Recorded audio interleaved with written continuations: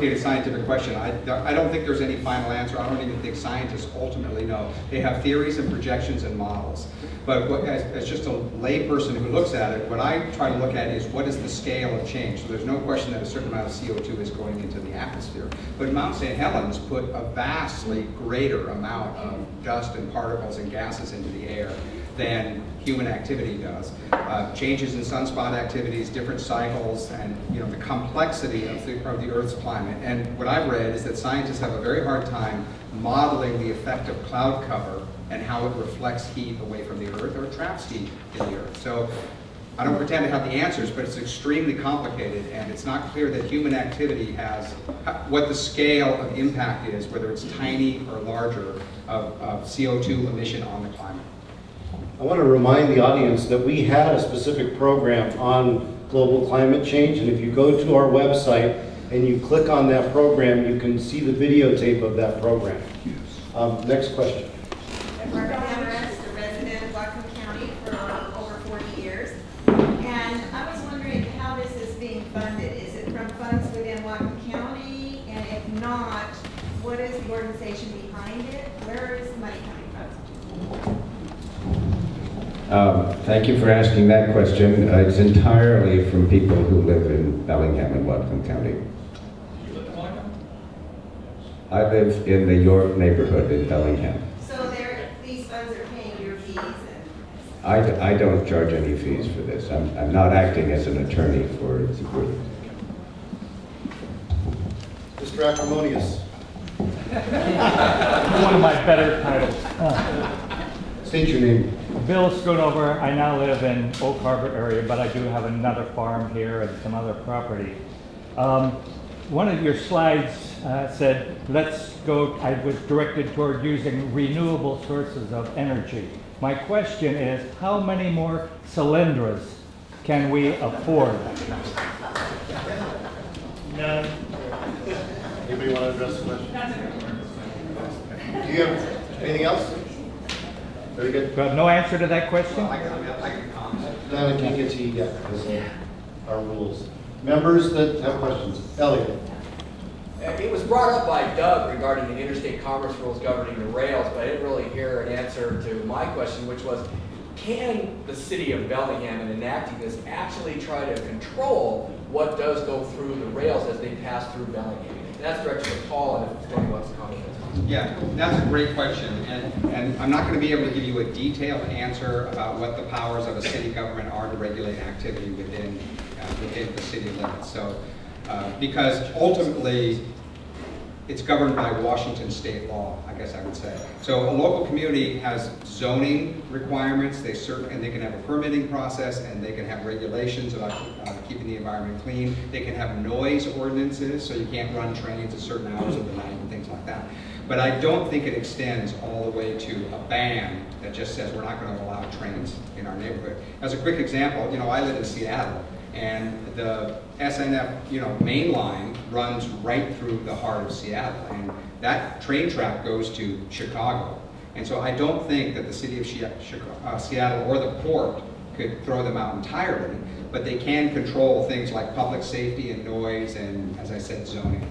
Can I tag on to that, Gary? Because that's exactly what I'm talking about. If you could lay something on the table for people who are having issues with the trains and the noise that they can grab onto and say we can have a noise ordinance, or we can have some control on making quiet zones so they don't blow their whistles at the tracks, then people will gravitate towards that. If this is their only option, they're going to gravitate towards this, and you're going to get this whole ball of wax you don't want.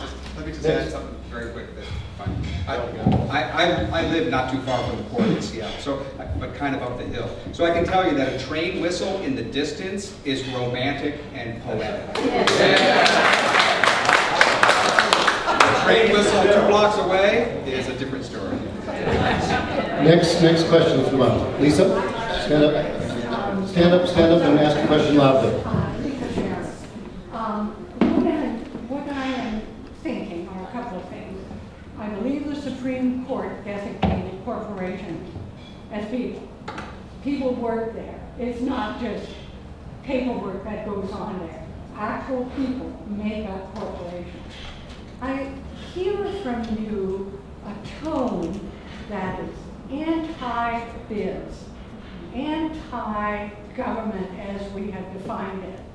And I hear almost a tone of anarchy in your proposal. And I wonder how in the world this city will function if my neighbor is possibly going to be able to cause lawsuits over my neighborhood. I call it anarchy. I call it chaos. You're getting at something very important here. There were a couple of points in what you said, I believe. One was that behind the corporations there are people. Okay, so we should be sympathetic to those people. And yes, with many of the people in this room. And the people, those flesh and blood people, of course, have all the constitutional rights that we all know about, okay? But the corporations, these pieces of paper, piles of money, shouldn't have those rights. I mean, they simply should not. They're not living, breathing people. Last question. So what was the second part of your question? Oh, anarchy. Right. Okay. We have anarchy. We have anarchy by the big businesses. They just march across the world doing this stuff to people instead of the people being able to control what happens here. Last question in the back. Well, I want to give an impression, let you try to clarify it. I agree with your last statement. I think maybe corporations have way too much power and run over us. However, when Naomi gave her presentation, I got this impression that permits are something easy to get. You just go around, you get everybody's signature. Having built 3 houses in the county, I can tell you that's not the way it happens. I got 350 bushes on my place that I didn't want, and why did I have to put them there? I had to put them there to assuage the impact that I'd have on the community, on the ecology, right? So the permit process is really there to try to protect the environment, and I'm all for that. But let's not say, well, the permits are easy to get. They really don't affect anybody. They didn't really do the job. But what job is it you're trying to get it to affect? What you're trying to say is, damn, he was still able to build his house. We got to do something so he can't do that.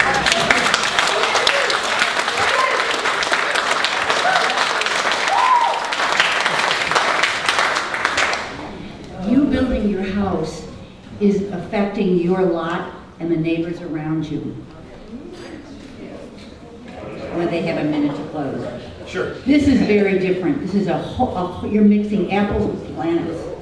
It's just a different conversation. Actually, it's not, because it's the same thought process, because why I had to do this is because it's affecting the stream, which is nothing more than a drainage ditch, which was built 30 years ago, taking the water down to a stream that's ultimately going to be in the bay, and I'm actually in favor of everything that I was forced to do. I'm okay with that.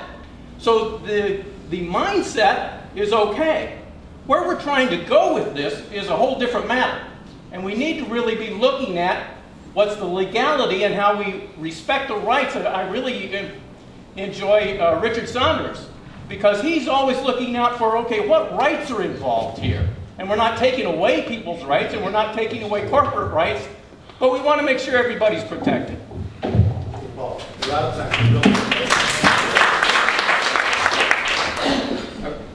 So I'll just close very quickly, 30 seconds. First of all, thank you for the opportunity to be here. I'll be around to answer questions afterwards if anyone has it. I think the bottom line, again, analyzing the text, the primary concern that I have as far as public policy is the part of the ordinance which says natural communities and ecosystems, including flora, fauna, atmosphere, soils, wetlands, bays, streams, aquifers, other water systems, shall possess an inalienable and fundamental right to exist and flourish within the city of Bellingham. And that combined with section 5 clause B that says any resident of the city of Bellingham shall have the authority to enforce this ordinance through action in the courts. So you put those two together and it does create a very risky legal situation in the city. Thank you. I'd like to thank all of our program.